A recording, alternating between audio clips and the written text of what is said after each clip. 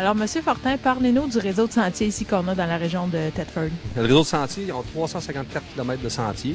Ça s'étend jusqu'à Saint-Martyr, ça descend jusqu'à Notre-Dame-des-Pins. Ça va aller Vallée-Jonction, Saint-Joseph, Saint-Azéard.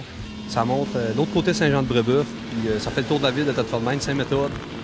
Mont-Antistoc, là, c'est fermé présentement. L'an prochain, on veut ouvrir ça. Mais c'est ça, c'est pas mal l'étendue du sentier. Là. Ça fait ça va Saint-Ephraim-de-Beauce aussi jusqu'à Saint-Benoît-l'Arbre. Ça fait qu'on est encore assez grand. Cette année, les conditions de sentier, ça ressemble à quoi? Cette année, c'est excellent.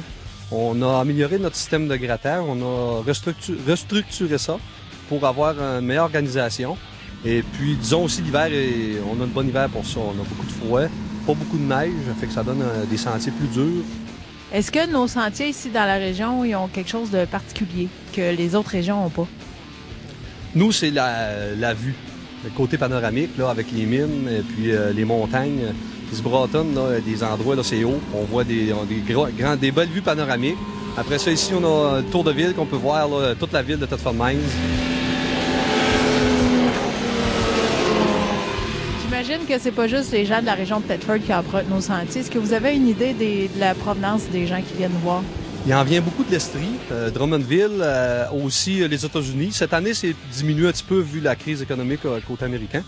Mais on a beaucoup d'Américains d'habitude. Ils s'en viennent au Balmoral, puis ils prennent, puis ils font tous nos secteurs, nos sentiers. On a beaucoup de monde aussi du coin de Saint-Georges-de-Beauce, quand ils ont moins de neige un petit peu que nous autres.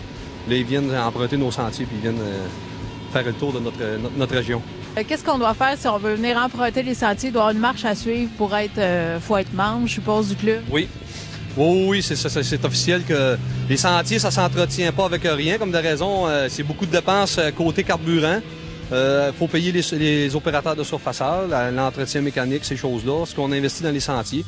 Les cartes de membre, c'est agréable quand tout le monde peut les prendre. Cette année, on a amélioré notre système de patrouille. Les gars font plus de patrouilles. La Sûreté du Québec collabore beaucoup aussi. Puis non, je suis très satisfait. Comme c'est là, les membres, on a beaucoup de membres, plus que normal un petit peu, pour le club de motoneige campagnard. Puis là, on est à l'entour de 800 cette année. Là. Si ça va continuer comme ça, on va peut-être dépasser les 800 membres, ce qui est très, très, très bien.